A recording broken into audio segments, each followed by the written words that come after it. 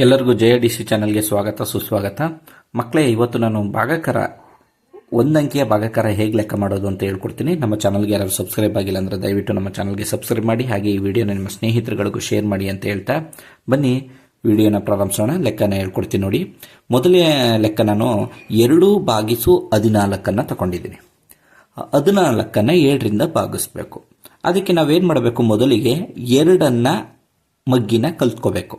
2 1 2, 2 7 4, 2 3 6, 2 4 8, 2 5 10, 2 6 12, 2 7 14. Very easy. 2 7 14 ಅಂತ ಬರ್ಕೋಬೇಕು. ಗೊತ್ತಾಗ್ತಾ? 2 7 14. 14 ಆದಮೇಲೆ ನಾವು ಗುಣಾಕಾರದಲ್ಲಿ ಸಂಕಲನ ಮಾಡಿದ್ವು, ಕೂಡಿದ್ವು. ಆದರೆ ಇಲ್ಲಿ ವ್ಯವಕಲನ ಮಾಡಬೇಕು. 4ಕ್ಕೆ 4 ಹೋದ್ರೆ 0, 1 ಹೋದ್ರೆ 0, ಶೇಷ 0 ಉಳಿತು. ಹಾಗೆ ಬನ್ನಿ ಎರಡನೇ ಲೆಕ್ಕ ಮಾಡೋಣ. 3/27.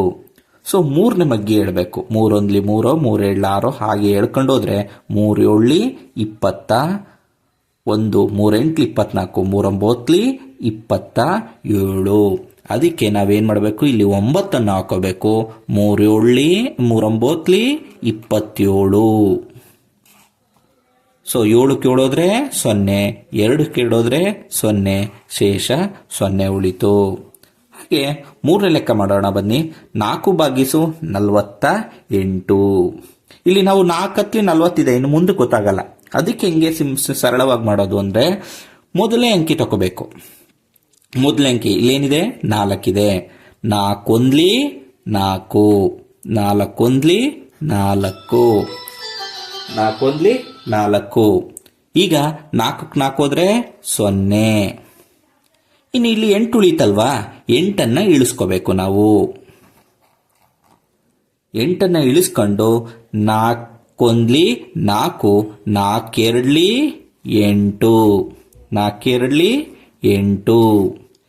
ಈಗೇನು ಮಾಡಬೇಕು, ಕಳಿಬೇಕು. 8ಕ್ಕೆ 8 ಹೋದ್ರೆ 0. ಇಲ್ಲಿಗೆ ಲೆಕ್ಕ ಮುಗೀತು. ಹಾಗಾದರೆ ಒಂದನೇ ಲೆಕ್ಕಕ್ಕೆ ನಮಗೆ ಭಾಗಲಬ್ಧ 7, ನೆಕ್ಸ್ಟ್ 9, ಮೂರನೇ ಲೆಕ್ಕಕ್ಕೆ 12. ಇದು 1 ಅಂಕಿಯ ಭಾಗಾಕಾರ. ಹಾಗೆ 2 ಅಂಕಿಯ ಭಾಗಾಕಾರ ಏನಾದರೂ ಮುಂದಿನ ವಿಡಿಯೋ ಅಲ್ಲಿ ಹಾಕ್ತೀನಿ. ಹಾಗೆ ನಮ್ಮ ಚಾನಲ್ಗೆ ಸಬ್ಸ್ಕ್ರೈಬ್ ಮಾಡಿ. Thank you so much.